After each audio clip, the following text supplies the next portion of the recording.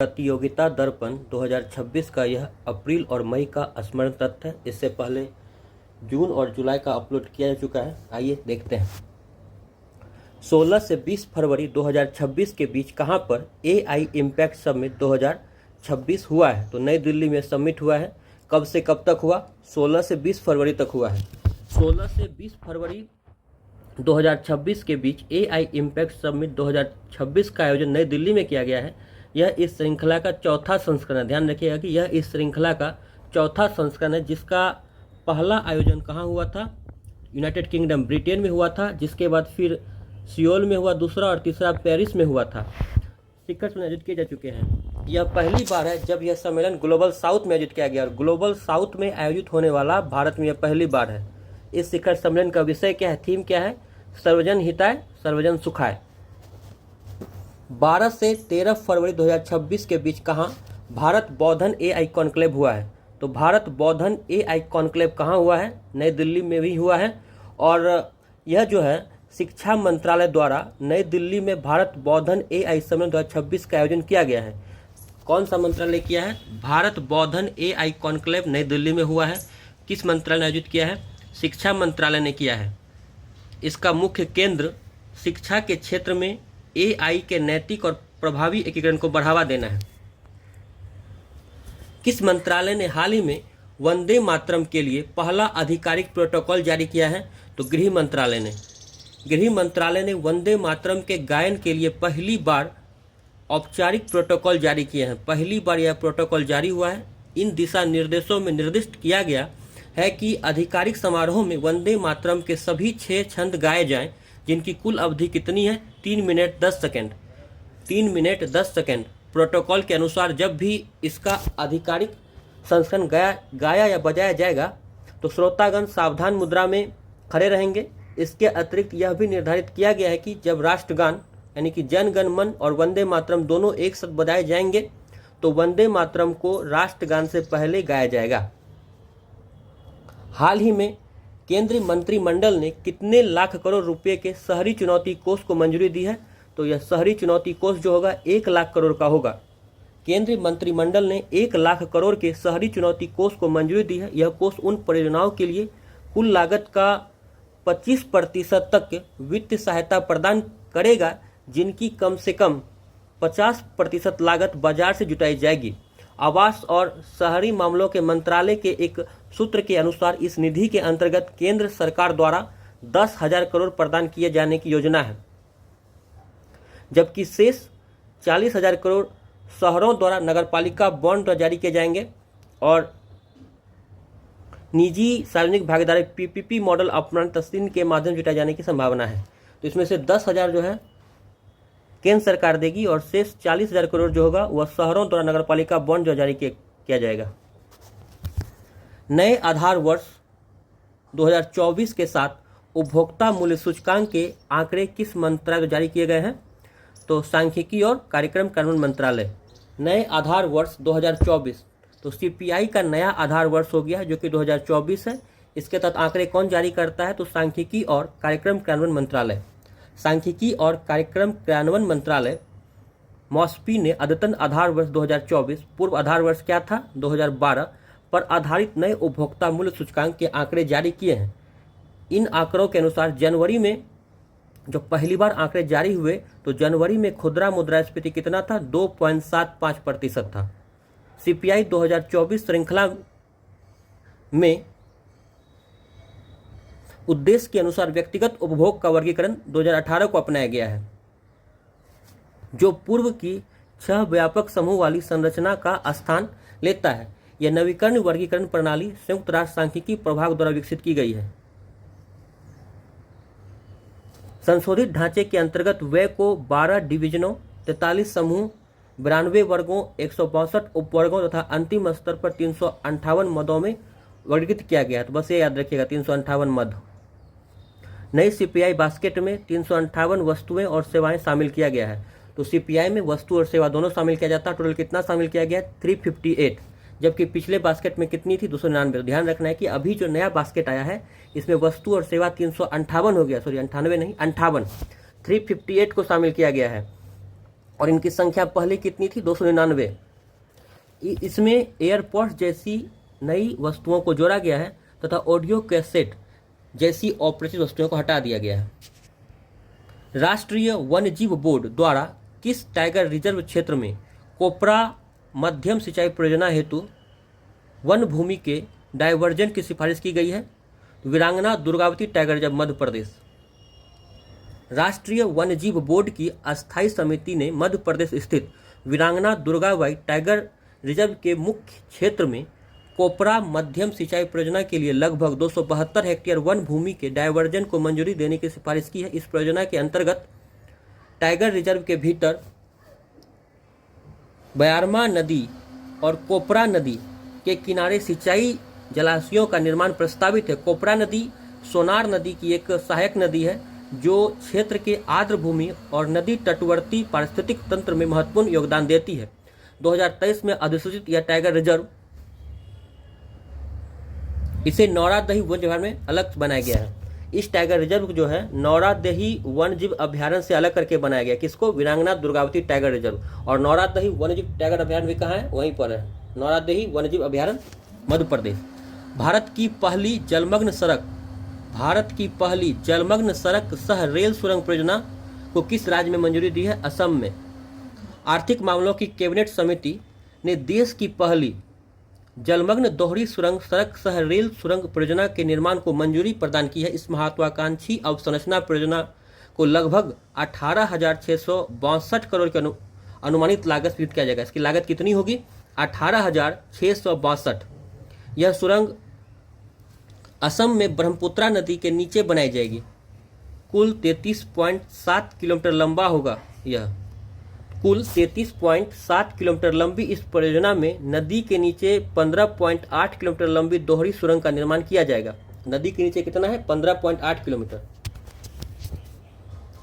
जो कि NH 15 पर स्थित गोहपुर और NH 715 पर स्थित नुमालीगढ़ को जोड़ेगी। किसको जोड़ेगी? NH 15 पर स्थित गोहपुर को NH 715 पर स्थित नुमालीगढ़ को जोड़ेगी।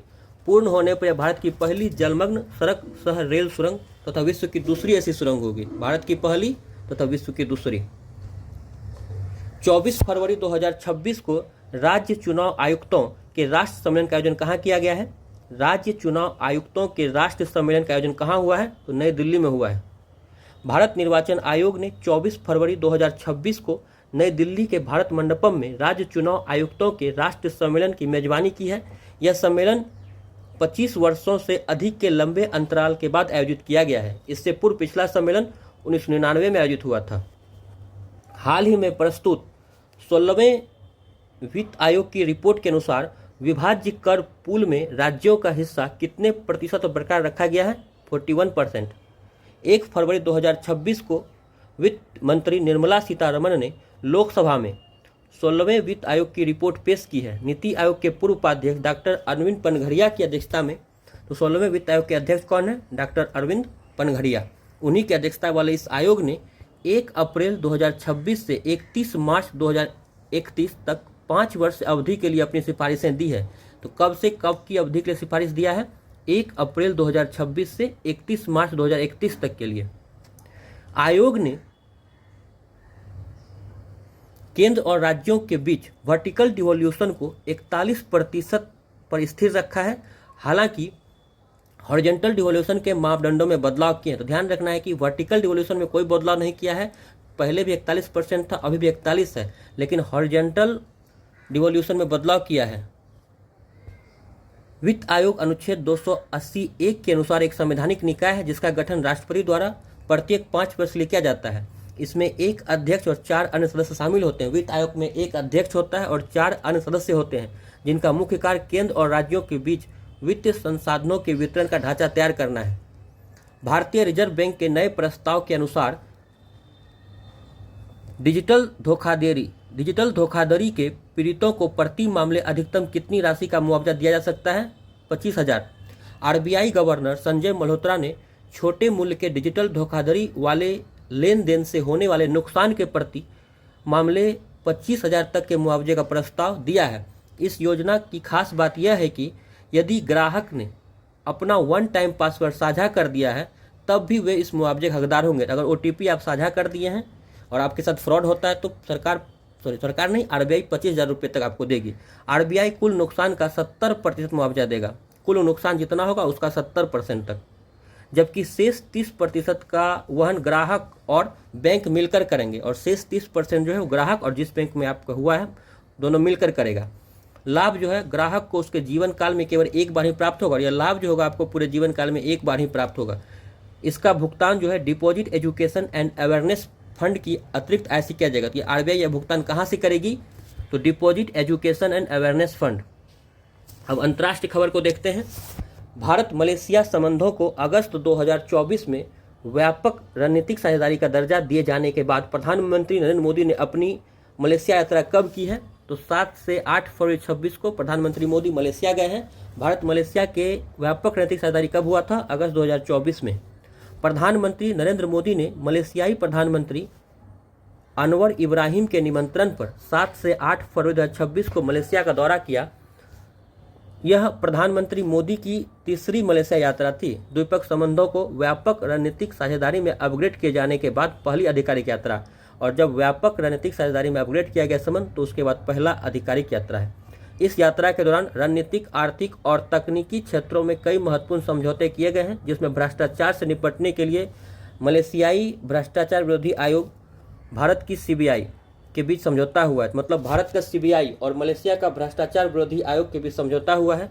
उल्लेखनीय है कि मलेशिया में भारतीय समुदाय के लोगों की संख्या 27 लाख है, जो वैश्विक स्तर पर अमेरिका और UAE के बाद शीर्ष स्थान है। मतलब सबसे अधिक भारतीय कहाँ रहते हैं? अमेरिका, उसके बाद UAE और तीसरे स्थान पर मलेशिया है। सेशल्स के राष्ट्रपति डॉक्टर पैट्रिक हरमनी कब भारत की यात्रा की है? तो 5 से 10 फरवरी 2026 को। डॉक्टर पैट्रिक हरमनी 5 से 10 फरवरी 2026 तक 6 दिवसीय राज्य की यात्रा पर आई थी। राष्ट्रपति पद संभालने के बाद उनकी भारत की पहली आधिकारिक यात्रा थी। इस यात्रा के दौरान भारत और सेशल्स के बीच 7 समझौते हुए हैं। इसमें स्वास्थ्य क्षेत्र में औषधीय सहयोग, मौसम विज्ञान में तकनीकी और वैज्ञानिक सहयोग, 2026 से 30 के लिए सांस्कृतिक आदान प्रदान। तो कब से कब के लिए सांस्कृतिक आदान प्रदान का समझौता जो है वह सेशल्स के साथ हुआ है? 2026 से 30 के लिए हुआ है। डिजिटल परिवर्तन, महासागर अवलोकन, समुद्री वैज्ञानिक अनुसंधान, सिविल सेवकों के लिए क्षमता निर्माण तथा खाद्य पदार्थों की खरीद जैसे महत्वपूर्ण क्षेत्र शामिल हैं। इसके अतिरिक्त भारत ने सेशल्स के लिए 175 मिलियन अमेरिकी डॉलर के विशेष आर्थिक पैकेज घोषणा किया है। भारत ने कितना आर्थिक पैकेज दिया है सेशल्स को? घोषणा किया है तो 175 मिलियन अमेरिकी डॉलर का। इसमें 125 मिलियन डॉलर जो कि क्रेडिट लाइन होगी और शेष राशि अनुदान सहायता के रूप में प्रदान की जाएगी। हाल ही में भारत और किस देश के बीच रक्षा सहयोग पर संयुक्त आशय पत्र MOU हुआ है? तो ग्रीस। याद रखिएगा कि हाल ही में भारत और किस देश के बीच रक्षा सहयोग पर संयुक्त आशय घोषणा पत्र हस्ताक्षरित किया गया है? रक्षा सहयोग पर ग्रीस के साथ किया है। भारत और ग्रीस के बीच MOU पर हस्ताक्षर रक्षा मंत्री राजनाथ सिंह और उनके ग्रीस समकक्ष निकोलास जॉर्जियोस डेंडियास के बीच मानकेसाव केंद्र में द्विपक्षीय वार्ता के बाद हुआ है। इसके अलावा 2026 के लिए द्विपक्षीय सैन्य सहयोग योजना का आदान प्रदान भी किया गया, तो दोनों सशस्त्र बलों के बीच विभिन्न सैन्य गतिविधियों को बढ़ावा देगा। 62वें म्यूनिख सुरक्षा सम्मेलन की वार्षिक बैठक जर्मनी के म्यूनिख में कब आयोजित किया गया है? 13 से 15 फरवरी 2026 को। इंपॉर्टेंट है, इसका डेट भी याद रखिएगा कि 62वें म्यूनिख सुरक्षा सम्मेलन जो कि जर्मनी के म्यूनिख में हुआ है, कब से कब तक हुआ है? 13 से 15 फरवरी 2026 को हुआ है। यह कितना नंबर का था? तो 62 नंबर का था। म्यूनिख सुरक्षा सम्मेलन 2026 में भारत का प्रतिनिधित्व जो है विदेश मंत्री डॉक्टर S जयशंकर ने किया है। उल्लेखनीय है कि शीत युद्ध के दौरान 1963 में जर्मन अधिकारी प्रकाश इवॉल्ट हेनरिक वान क्लेस्ट द्वारा MSC की स्थापना की गई थी। यानी कि म्यूनिख सुरक्षा सम्मेलन का स्थापना किसने किया है? तो 1963 में जर्मन अधिकारी प्रकाशक इवॉल्ट हेनरिक वान क्लेस्ट, पूरा नाम याद मत रखिए, प्रकाशक याद रख लीजिए, याद हो जाएगा, प्रकाशक इवॉल्ट और हेनरिक वान क्लेस्ट द्वारा स्थापना किया गया है शीत युद्ध के दौरान। हाल ही में तूफान मार्टा ने यूरोप के किस क्षेत्र में भारी तबाही मचाई है? तो आइबेरियन प्रायद्वीप में। जो कि स्पेन और पुर्तगाल के आसपास पड़ता है। आइबेरियन प्रायद्वीप कहाँ है? स्पेन और पुर्तगाल में। तो हाल ही में तूफान मार्टा आया है। कहाँ पर आया है? आइबेरियन प्रायद्वीप, स्पेन और पुर्तगाल। तूफान मार्टा ने यूरोप के आइबेरियन प्रायद्वीप में स्थित स्पेन और पुर्तगाल में भारी बारिश और विनाशकारी आंधियों के साथ दस्तक दी है, जिससे क्षेत्र की फसलें और बुनियादी ढांचे को गंभीर नुकसान हुआ है। वैज्ञानिक दृष्टिकोण से आइबेरियन प्रायद्वीप जलवायु परिवर्तन के प्रति यूरोप के सबसे संवेदनशील क्षेत्रों में से एक माना जाता है। आइबेरियन प्रायद्वीप जो है यूरोप के दक्षिण पश्चिम में स्थित है, जो अटलांटिक महासागर और भूमध्य सागर से घिरा हुआ है। तो ध्यान रखना है कि आइबेरियन प्रायद्वीप जो है वो यूरोप के दक्षिण पश्चिम में स्थित है, जो कि अटलांटिक महासागर और भूमध्य सागर से घिरा हुआ है। हाल ही में बांग्लादेश में हुए चुनाव में किस पार्टी ने 300 में से 209 सीटें जीतकर सत्ता में वापसी की है? तो बांग्लादेश राष्ट्रवादी पार्टी। पार्टी का नाम याद रखिएगा, बांग्लादेश राष्ट्रवादी पार्टी भी सत्ता में आया है बांग्लादेश में, जो कि 300 में से 209 सीटें जीत लेता है। बांग्लादेश राष्ट्रवादी पार्टी ने हाल ही में आम चुनाव में 300 संसद में 209 सीटें जीतकर सत्ता में वापसी की है। गौरतलब है कि इस पार्टी के वर्तमान में कौन कर रहे हैं? तारिक रहमान कर रहे हैं। बीएनपी की स्थापना उनके पिता जनरल जियाउर रहमान ने 1978 में की थी। उनकी हत्या के बाद उनकी पत्नी खालिदा जिया ने पार्टी की कमान संभाली और 1982 से इसकी विचारधारा व संगठनात्मक दिशा तय करने में केंद्र भूमिका निभाई। लगभग 17 वर्षों के स्वनिर्वासन के बाद 60 वर्षीय तारिक रहमान हाल ही में बांग्लादेश में लौटे और पार्टी का नेतृत्व संभाला। भारत और बीएनपी के संबंध ऐतिहासिक रहे, जो जियाउर रहमान के समय से विकसित होते आए हैं। एशियाई इंडोर एथलेटिक्स चैंपियनशिप में पुरुषों की हेप्टाथलॉन स्पर्धा में स्वर्ण पदक किसने जीता है? तेजस्विन शंकर। आपको ध्यान रखना है कि तेजस्विन शंकर किस खेल से संबंधित है? हेप्टाथलॉन की खिलाड़ी हैं। कहाँ पर इसने स्वर्ण पदक जीता? एशियाई इंडोर एथलेटिक्स चैंपियनशिप में। तेजस्विन शंकर ने एशियाई इंडोर एथलेटिक्स चैंपियनशिप में पुरुषों की हेप्टाथलॉन स्पर्धा में स्वर्ण पदक जीतकर भारत को एकमात्र स्वर्ण दिलाया है। भारत ने यहाँ पर कुल 5 पदक जीते हैं, 1 स्वर्ण, 2 सिल्वर और 2 कांस्य है। भारत ने यहाँ पर कुल 5 पदक जीते, 1 स्वर्ण, 2 सिल्वर और 2 कांस्य हासिल किए हैं और भारत पदक तालिका में 6ठे स्थान पर रहा है। इस प्रतियोगिता में चीन जो है शीर्ष स्थान पर रहा है। तो चाइना कुल पदक 34 पदक जीता था, भारत का स्थान 6ठा, चाइना पहले स्थान पर रहा है। 2026 एशियाई राइफल पिस्टल चैंपियनशिप में शीर्ष स्थान किस देश का है? भारत का है। तो 2026 के एशियाई राइफल पिस्टल चैंपियनशिप में पहला स्थान किसका रहा? भारत का। भारत ने 2026 एशियाई राइफल पिस्टल चैंपियनशिप में शीर्ष स्थान प्राप्त किया है। भारत ने प्रतियोगिता में शानदार प्रदर्शन करते हुए 51 स्वर्ण, 23 रजत और 20 कांस्य सहित 94 पदक जीते हैं। यह चैंपियनशिप एशियाई शूटिंग परिसंघ द्वारा नई दिल्ली में आयोजित की गई थी। इसमें वरिष्ठ और कनिष्ठ दोनों श्रेणियों में राइफल एवं पिस्टल स्पर्धाएं आयोजित हुई हैं। प्रतियोगिता में 20 देशों के कुल 311 निशानेबाजों ने भाग लिया है। विश्व सरकार शिखर सम्मेलन 2026 का आयोजन किस शहर में किया गया है? तो दुबई में किया गया, यूएई में। विश्व सरकार शिखर सम्मेलन 2026 3 से 5 फरवरी 26 तक दुबई, संयुक्त अरब अमीरात में किया गया। यह सम्मेलन भविष्य की सरकारों का आकार देना विषय पर आयोजित हुआ था। इसका थीम क्या है? Shaping future governments. Shaping future governments. विश्व आर्द्रभूमि दिवस प्रतिवर्ष किस तिथि को मनाया जाता है? तो 2 फरवरी को। विश्व आर्द्रभूमि दिवस प्रतिवर्ष 2 फरवरी को मनाया जाता है, जिसका उद्देश्य पृथ्वी के महत्वपूर्ण पारिस्थितिक तंत्र आर्द्रभूमियों के संरक्षण के प्रति जागरूकता बढ़ाना है। वर्ष 2026 के विषय क्या है? आर्द्रभूमि और पारंपरिक ज्ञान सांस्कृतिक विरासत का उत्सव मनाना।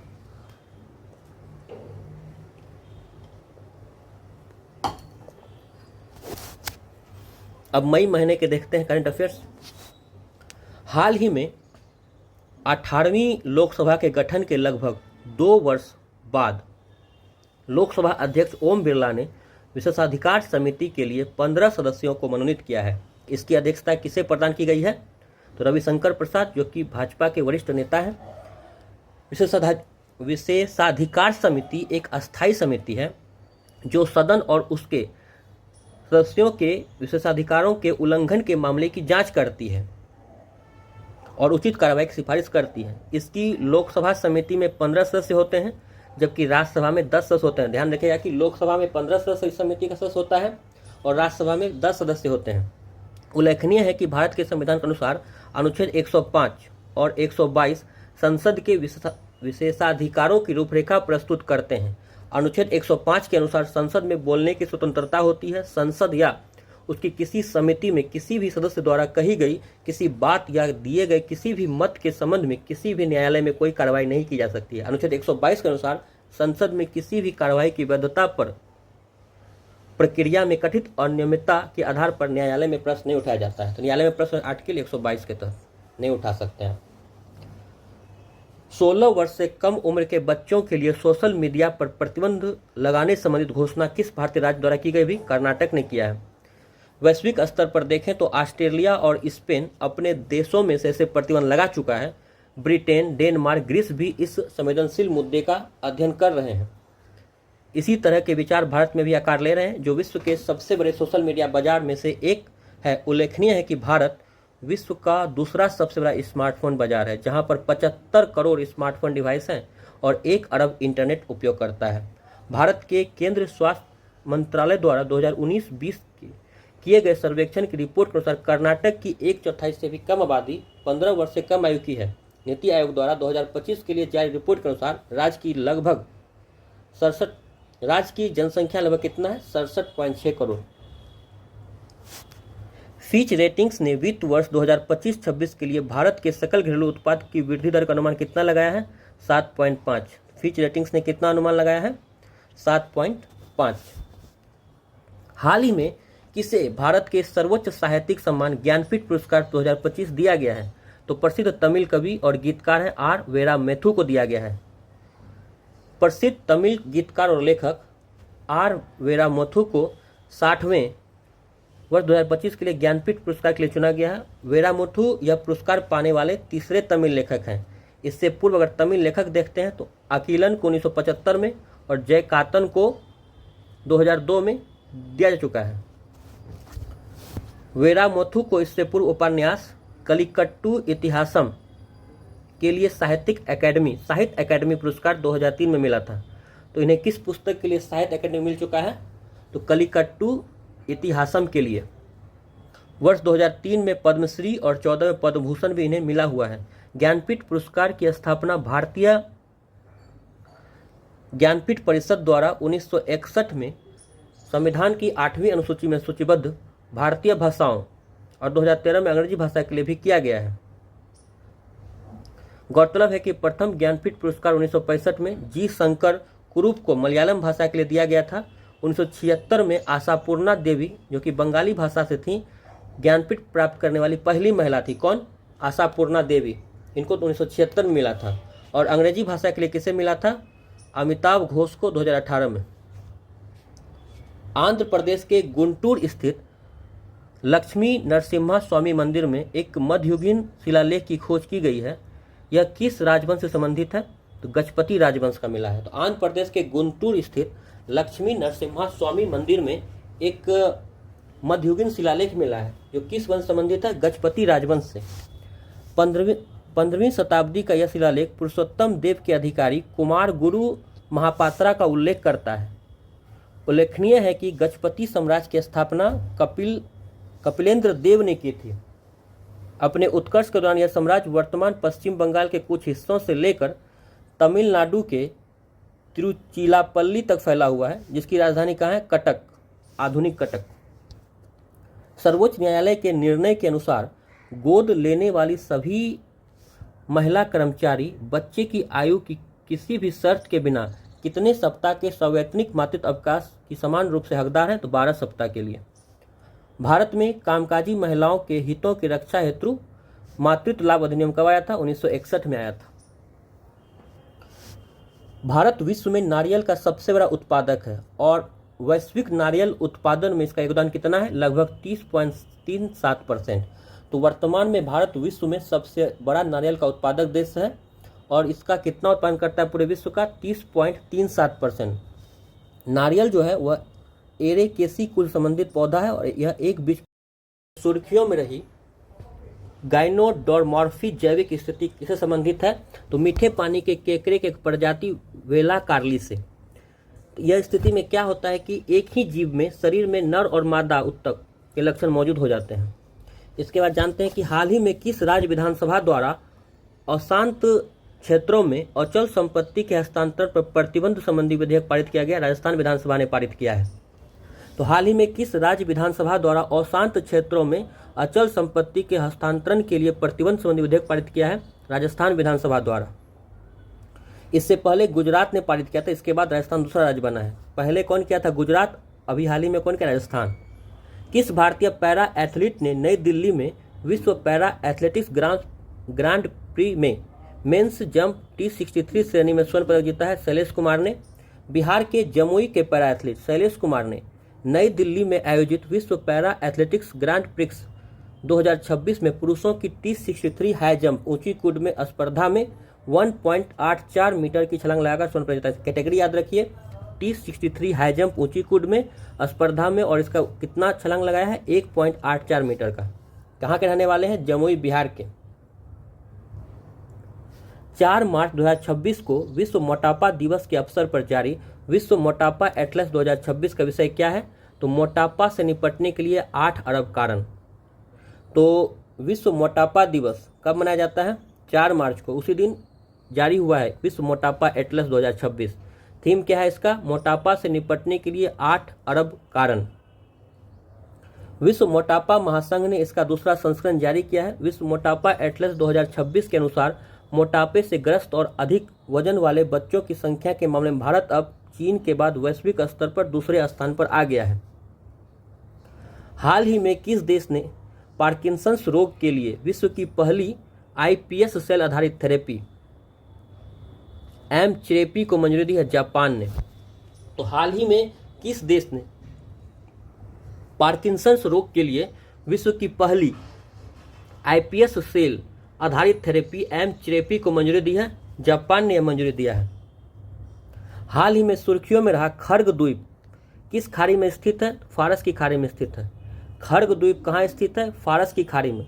अमेरिका द्वारा ईरान की आर्थिक जीवन रेखा माने जाने वाले खर्ग द्वीप पर हमले के कारण यह चर्चा का विषय रहा। यह द्वीप फारस की खाड़ी में स्थित है। यह ईरान के तट पर हॉर्मुज जलडमरू मध्य के उत्तर पश्चिम में स्थित है। गौरतलब है कि ईरान के लगभग 90% तेल का निर्यात इसी द्वीप से होता है।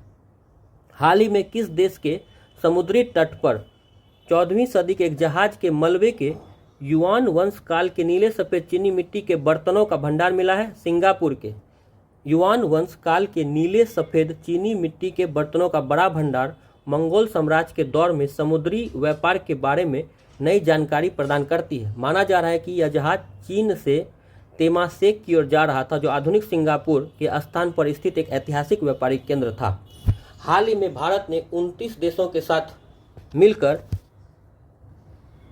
किस देश में शांति स्थापना सैनिकों की सुरक्षा सुनिश्चित करने की मांग की है? लेबनान में। भारत ने लेबनान में संयुक्त राष्ट्र के शांति सैनिकों की सुरक्षा सुनिश्चित करने की अपील की है, जो ईरान युद्ध के बाद इजराइल और हिजाबुल्लाह के बीच बढ़ते टकराव के बीच तैनात है। उल्लेखनीय है कि लेबनान भूमध्य सागर के पूर्वी तट पर स्थित क्षेत्र की एक संकीर्ण पट्टी है। यह उत्तर और पूर्व में सीरिया, दक्षिण में इजराइल और पश्चिम में भूमध्य सागर से अपनी सीमाएं साझा करता है। हाल ही में किस देश ने मेनिंजाइटिस मस्तिष्क ज्वर के कारण सार्वजनिक स्वास्थ्य चेतावनी घोषित किया है? ब्रिटेन। ब्रिटेन के कैंट में घातक मेनिंजाइटिस मस्तिष्क ज्वर के प्रकोप के बाद तत्काल सार्वजनिक स्वास्थ्य चेतावनी जारी की है। हाल ही में किस देश ने भारत की मदद के लिए 240 फुट लंबे बेली पुल का उद्घाटन किया है? भारत की मदद से बनाया है श्रीलंका ने। हाल ही में किस देश ने भारत की मदद से 240 फुट लंबे बेली पुल का उद्घाटन किया? श्रीलंका ने किया है। भारत की मदद से बनाए गए 240 फुट लंबे बेली पुल का श्रीलंका के चिलाव थोडुवावा मार्ग पर उद्घाटन किया गया है, जो कि द्वितवाह चक्रवात के कारण क्षतिग्रस्त हो गया था। भारतीय विज्ञान संस्थान IISc के प्रोफेसर नेवाडो ओजेस डेल सलाडो शिखर पर पहुंचकर कीर्तिमान स्थापित किया। शिखर कहाँ है? तो एंडीज पर्वत श्रेणी में चिली अर्जेंटीना सीमा पर है। भारतीय विज्ञान संस्थान की कंप्यूटर साइंस और ऑटोमेशन विभाग के प्रोफेसर अर्पिता पात्रा ने 6 मार्च 2026 को विश्व के सबसे ऊंचे सक्रिय ज्वालामुखी नेवाडो ओजेस डेल सलाडो पर तिरंगा फहराया। यह 6,879 मीटर ऊंचा पर्वत दक्षिण अमेरिका में चिली और अर्जेंटीना की सीमा पर स्थित है। संयुक्त राष्ट्र ने सहमति निष्कर्ष नामक एक नया वैश्विक फ्रेमवर्क अपनाया है। इसका उद्देश्य क्या है? तो विश्व भर में महिलाओं और लड़कियों के लिए इसको अपनाया गया है। पहले ध्यान रखिए कि सहमति निष्कर्ष किसका है? संयुक्त राष्ट्र का। और किसके लिए अपनाया गया है? विश्व भर में महिला और लड़कियों के लिए। सहमति निष्कर्ष को महिलाओं की स्थिति पर आयोग CSW के 70वें सत्र के दौरान व्यापक सहमति के साथ अपनाया गया है। यह सत्र का आयोजन कहाँ हुआ है? न्यूयॉर्क, संयुक्त राज्य अमेरिका में। भारत ने मैत्री पाइपलाइन के माध्यम से अपने किस पड़ोसी देश को 5000 मीट्रिक टन डीजल की आपूर्ति किया है? तो किसको दिया है? बांग्लादेश को। भारत ने मार्च 2026 में बांग्लादेश को अपनी मैत्री पाइपलाइन के माध्यम से 5000 metric ton high speed diesel की पहली खेप आपूर्ति की है। यह आपूर्ति असम के नुमालीगढ़ रिफाइनरी लिमिटेड से किया गया है। यह अप्रैल और मई का प्रतियोगिता दर्पण का स्मरण तथ्य था। अगला वीडियो कल अपलोड होगा।